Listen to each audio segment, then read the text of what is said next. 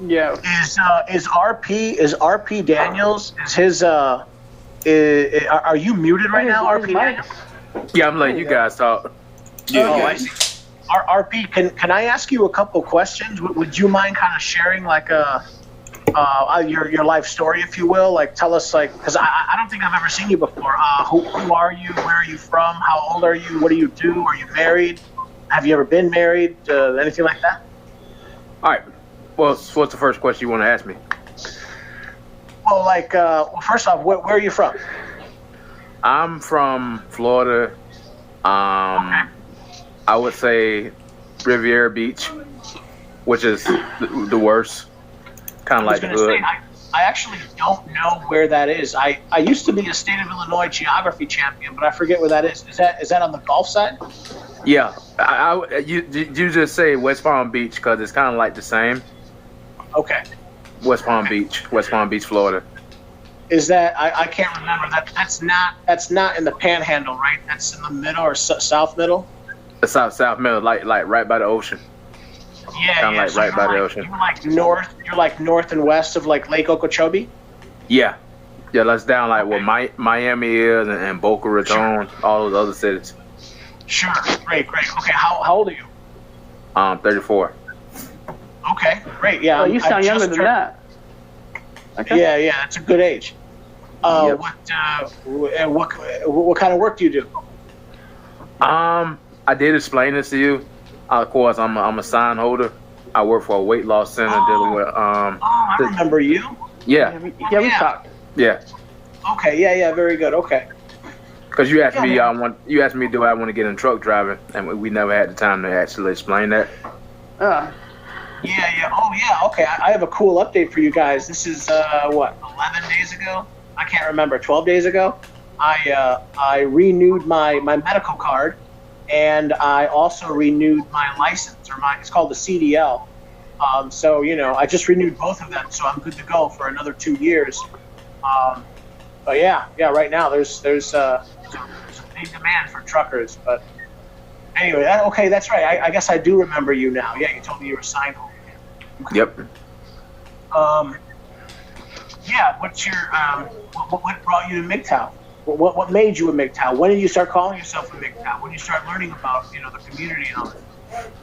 Well, it all started with my ex-female friend. I'd known her from middle school and high school, so I had a blue pill mindset at that time. I wanted to have sex with her, so I did. But the downfall over there is that she, of course, was raped in the past and stuff like that. And I know this is. she was crazy. She was bipolar, epilepsy, and all that. Damn. And Jay, I told you that I had to jump through a lot of hoops to have sex with her. Yep. And all that. So it all went downhill because basically I had to get away from her. The friends that she was bringing in and stuff like that, I basically didn't get along with them. Had to get away from that. Of December of 2015, her behavior was odd. She lied and said I called my landlord the N-word. He kind of like a Haitian. Okay. So, but you're black, right? Are you black? Yep. So I mean, I'm bad too. Do Haitians? Is it not okay for American black people to call Haitian black people black? Is that? To her, no. She was racist, but you know how women is, Jay, and all that crap. Women can be hypocritical. Yeah, you know that they kind of switch sides a little bit. Yep. So what happened was that I kind of her behavior was odd. Me, I did a legitimate psychic reading on her. Just about five legitimate psychic readings on her. And come to find out she was on drugs. Okay. She was on drugs and stuff like that. And what kind of drugs? Should you have a beer? Should smoke weed? What? cocaine and all that other stuff. Yeah, that's actually really common with bipolar people because they do a lot of gateway drugs and they do everything pretty much. She was epilepsy too, so she definitely did marijuana. I'm sorry, I didn't understand you. Did you just say she is or she was also epileptic? She is epilepsy. Yes. Okay, so she has epilepsy. So she'll have like grand mal seizures. She'll just fall asleep, kind of shit. Yeah, seizures. Yeah, she had like seizures and stuff like that.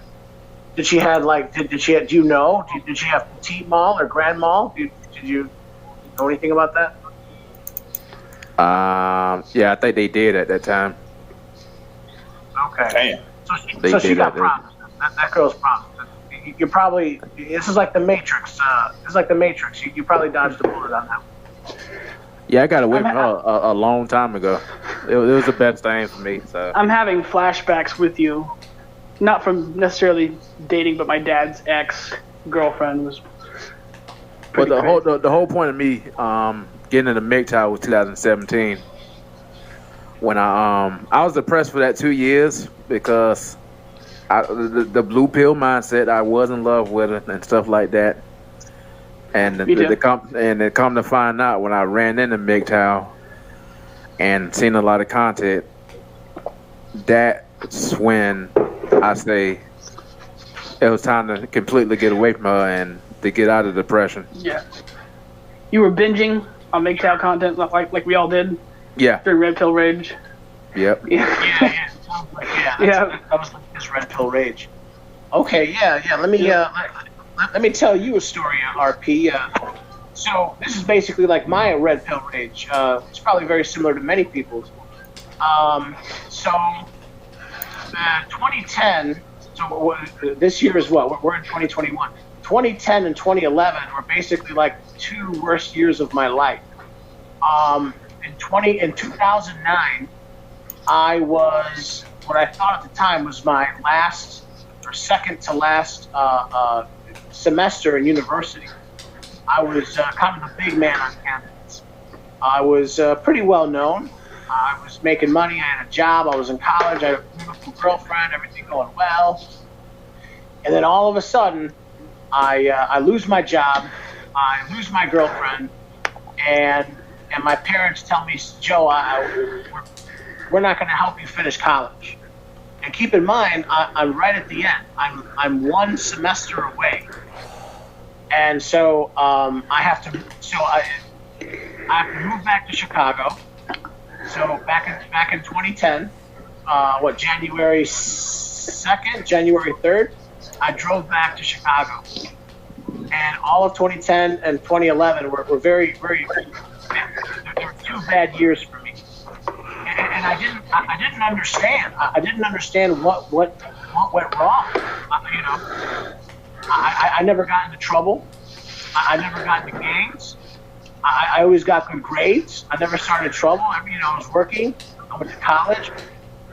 I didn't understand at the time, but my mom, my dad, my sisters, everyone hated me. And the reason why is because of all the stuff that we talk about in Mgtows. It's unfortunate, but we live. I was very blue pill, but the truth is I didn't understand the true nature of reality.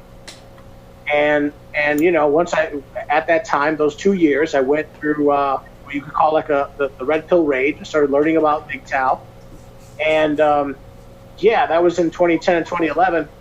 At the very end of 2011, I saved up some money and I put myself back in college for 1 semester and graduated in 2012. But the point is, 2010 and 2011 were terrible. They were 2 terrible years for me. And if you guys remember back then, that was the height of they call it the Great Recession. You guys remember the Great Recession? You guys are kind of young. Yeah, I remember everybody's going crazy. That's when George Bush was in office. No, actually, I think Obama had just come in. He started to come in. But you remember the Bush when he came in, the jobs, the economy was low, they was paying low with the job market and all that. Yeah, I think Bush was right before Obama. Yeah. So, but what the point is, the point I'm trying to make is those 2 years were like the 2 worst years of my life. Right before that, I was doing great. I was making money. I had a girl. I was finishing up college. How could everything go so wrong? And how come my parents didn't help me? I was always very resentful. I was always very resentful against my parents.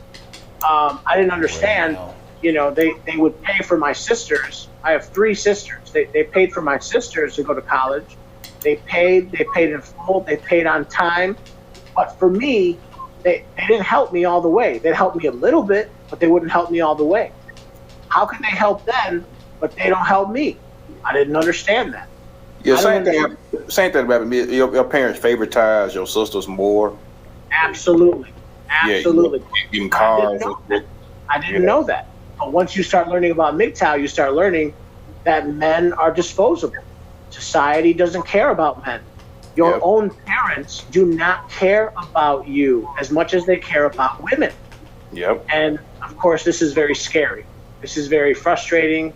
You know, it causes anger, depression, rage, all this stuff.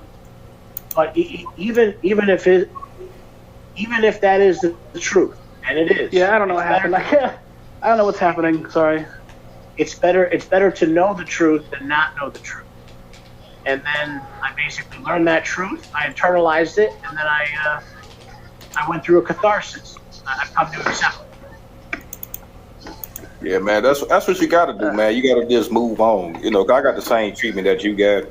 My mom was catering to my sister. She actually paid for her wedding last year.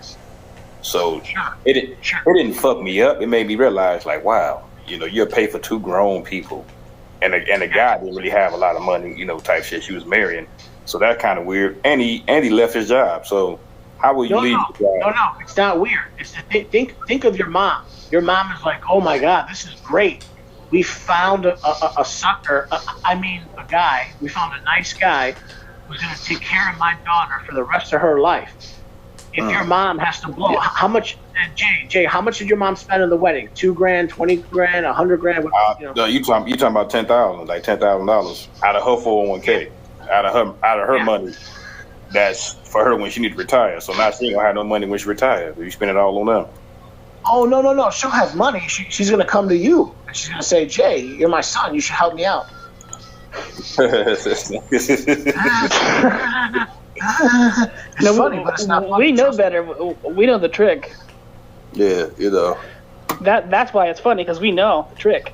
Yeah, you know, it's just so weird to me that women would cater to other women, knowing the fact you're gonna go broke immediately. Like, so many women that going broke out here, it's ridiculous. You know, that's why I love Minister Jab videos. They going broke. You know. Yeah. No, it's terrible. It's I don't even know where to start. You know, have you ever heard of female owned group preference? Have you ever heard of that? No. I heard of it on Facebook, but I didn't really think nothing of it. You know, they always got a lot of groups for females and shit. Female empowerment, female body positivity bullshit. You know, they got all type of groups. Yeah. Isn't that where it's just? Go ahead. Females are like, because it said there's like some kind of shortage in your tribe or something. The females get together for preservation and they all bitch at once, and they try to extract a resource or get their own way somehow. Yeah. Okay, so female owned group preference or female in group preference basically is one of the central Mgtow lessons that we talk about. Women always look out for other women, and this is innate in them. This, of course, it's taught socially, but it's innate in them, in their genetics.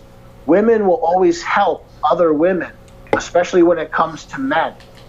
Women will always side with other women, especially when there's any sort of disagreement between a man and a woman. So basically, women help women. And also, a lot of men help women, but no one helps men. They will literally let you starve. They will literally let you go homeless. But we don't let women go homeless. Someone always helps them out. That's basically female in-group preference. Yeah, always give them Okay, pleasant. yeah. But I think it's only when it's like national, or like I say this because women are also. I agree with you. I study a lot, but they're also at the same time they kind of it's fucked up because they also kind of hate each other as well. You do. Well, that's the thing. On a collective level, they help each other, but on a personal Yes. level, they will screw each other over, especially if it's for resources or let's say a man. One woman will steal another man's woman if he knows that man will come, and if she knows that man will come and start taking care of her, start paying her bills. Yeah. I do agree with you to an extent, but I think it's also amped out by the extreme individualism that, for either for good or for worse, I actually don't like the extreme individualism. But it's because that's what the U.S. is extremely individualistic. If you go to somewhere like Japan, I would say maybe they're a little more too collective. But they actually, it's kind of different the way that they see things there. And there's even though a lot of white supremacists talk about this, I was watching this documentary where and part of the documentary, I actually wasn't expecting this. This random white supremacist comes up and he lives in Japan, even though the documentary wasn't about white supremacists. Anyways, he was talking about he thinks that Japan is collectivist because of do you know anything about like the natural disasters that they have? Sure. They have everything. Sure. Like for They have example, literally everything.